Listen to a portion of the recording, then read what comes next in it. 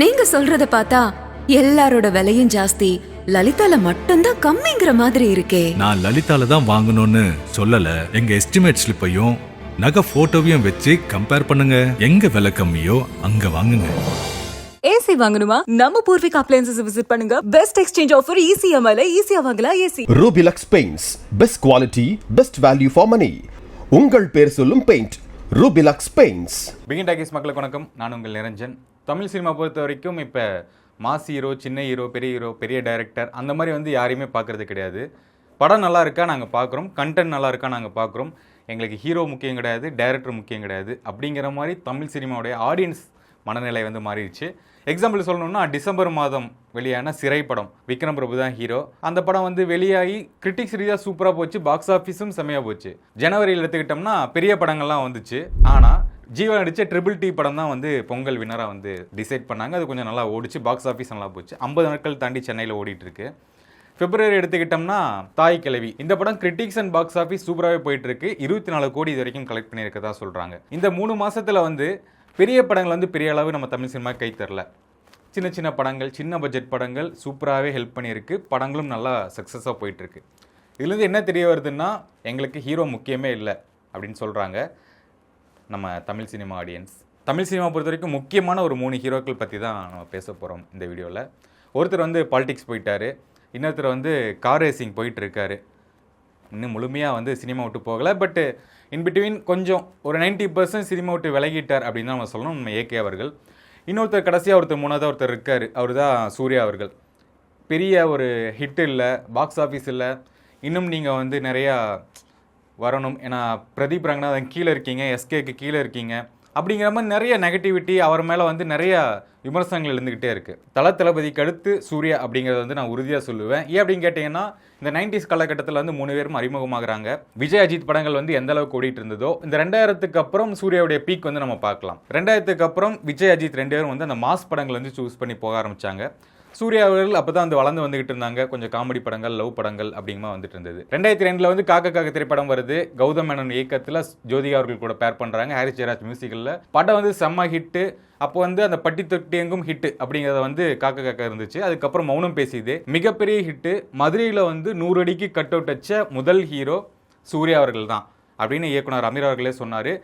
எந்த ஹீரோக்கு இருக்கலாம் சூர்யா தான் டாப்பில் இருந்தார் அப்படிங்கிற மாதிரி சொன்னாங்க. அதுக்கப்புறம் வந்த படங்கள் பேக் டு பேக் வந்து செம ஹிட் படங்கள் அப்படின்னு தான் சொல்லணும். என்னென்ன படங்கள்னா, கஜினி வந்துச்சு, வாரணமாயிரம், அயன், ஆதவன், சிங்கம், சிங்கம் 2 இந்த மாதிரி 2013 வரைக்குமே சூர்யா அவர்கள் வந்து நல்லா பீக்கில் இருந்தார்.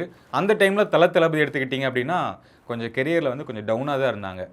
அவங்களுடைய படங்கள் வரும் போகும், பாக்ஸ் ஆஃபீஸ் சூப்பராக போகும். தளபதி அவர்கள் படம்லாம் பாக்ஸ் ஆஃபீஸ் செம்மையாக போகும். ஆனால் கொஞ்சம் கிரிட்டிக்ஸ் ரீதியாக கொஞ்சம் ஓகேவா அப்படிங்கிற மாதிரி இருக்கும். ஃபேமிலி ஆடியன்ஸ் வந்து கண்டிப்பாக போய் பார்ப்பாங்க. ஆனால் சூர்யா அவர்கள் வந்து அந்த பீக்கில் இருந்தார். 7ஆம் அறிவு வரும்போதெல்லாம் எந்திரனுக்கு அப்புறம் ஒரு மிகப்பெரிய ஹைப்புள்ள ஒரு படம் 7ஆம் அறிவு அப்படிங்கிற மாதிரி இருந்துச்சு. ஃபஸ்ட்டு ஒரு 10 மினிட்ஸ் கண்டிப்பாக பார்த்துருங்க அப்படின்லாம் ரொம்ப ஹைப் கொடுத்தாங்க. அதுக்கேற்ற மாதிரி முதல் 2 நாள் 3 நாளுக்கு வந்து டிக்கெட்டு வந்து பயங்கர பீக்கில் போயிட்டு இருந்தது 7ஆம் அறிவுக்கு. எந்திரன் தசதாருக்கு அப்புறம் ஒரு 100 கோடி அடித்த படம் அப்படின்னா 7ஆம் அறிவு தான் அப்படின்ட்டு வந்து ப்ரொடியூசரை வந்து டிக்ளேர் பண்ணியிருந்தாங்க. இந்த அளவுக்கு ஒரு மாஸ் ஹீரோவாக பீக்கில் இருந்த ஒரு சூர்யா அவர்கள் எங்கே சறுக்குனார் அப்படின்னு பார்க்கும்போது 2014 வந்த 5ஆம் திரைப்படம். ஃபஸ்ட் டைம் வந்து லிங்குசாமி சார் கூட பேர் பண்ணுறாரு. Samantha heroine, Yuvan Shankar Raja musical.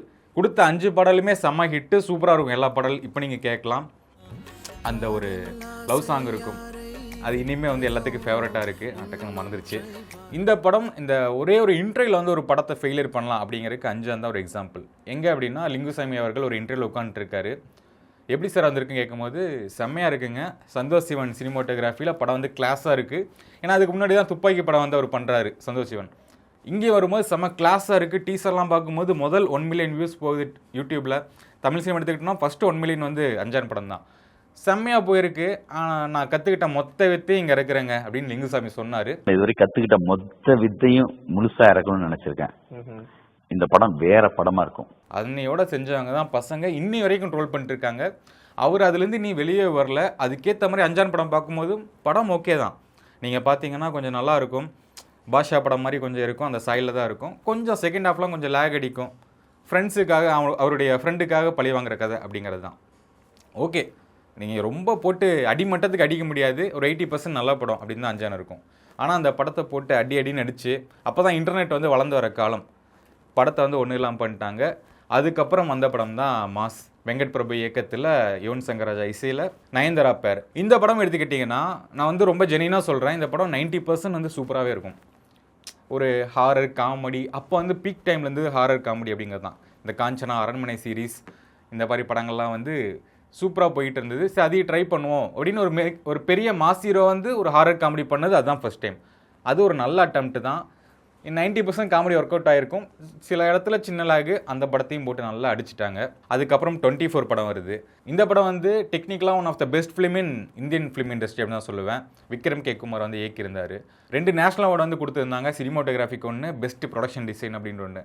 ஆனால் நம்ம தமிழ் சினிமா ஆடியன்ஸ் வந்து பெருசாக அந்த படத்தை கொண்டாடலை, பெருசாக ஏற்றுக்கல. ஏன்னா ஒரு மசாலா படமாக இல்லை, ஒரு கமர்ஷியல் படமாக இல்லை அப்படிங்கிற மாதிரி. ஆனால் அது பார்த்தீங்கன்னா சைஃபையாக கிளாசிக்காக இருக்கும் அந்த படம். நீங்கள் பார்த்தீங்கன்னா ஒரு பாலிவுட் டோனில், ஹாலிவுட் டோனில் அந்த படம் இருக்கும். அந்த படமும் சரியாக கொண்டாடல. டிஎஸ்கே தானா சேர்ந்த கூட்டம், விக்னேஷ் சிவன் கூட ஃபர்ஸ்ட் டைம் இணைகிறார். கீர்த்தி சுரேஷ் பேரா அனிருத் இசையில். பாடல்கள் எல்லாமே செம்ம ஹிட்டு.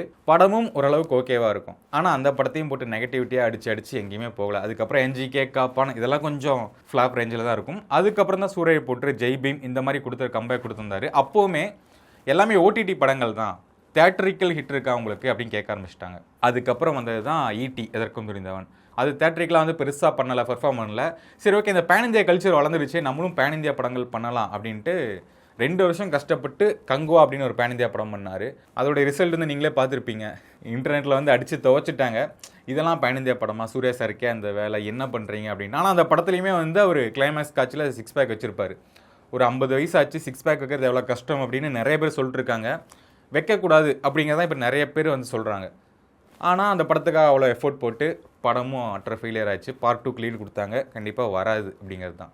அதுக்கப்புறம் சூர்யா சார் புரிஞ்சுக்கிட்டார், ஓகே ஒரு படத்துக்கு 2 வருஷம் எடுத்தலாம் நம்ம பண்ண வேண்டாம், பேக் டு பேக் படம் பண்ணலாம் அப்படின்னு தான் ஆர்ஜே பாலாஜி கூட கருப்பு, வெங்கி அட்லூரி கூட விஸ்வநாதன் அண்ட் சன்ஸ், அதுக்கப்புறம் சூர்யா 47 ஜித்து மோதன் அவர்களோட ஆவேசம் டைரக்டர் கூட பேக் டு பேக் 3 படங்கள் பண்ணியிருக்காரு. இதில் 2 படங்கள் இந்த வருஷம் வரலாம், பொங்கலுக்கு ஒரு படம் வரலாம் அப்படிங்கிறது தான். இவர் ஏன் இந்த முடிவு அப்படின்னு பார்க்கும்போது எல்லாருமே அந்த நியூ ஏஜிங் டைரக்டர் அப்படின்னு தான் நான் சொல்லுவேன். அதாவது வளர்ந்து வந்துக்கிட்டு இருக்க டைரக்டர், நல்ல ஆடியன்ஸுடைய பல்ஸ் பிடிச்சவங்க.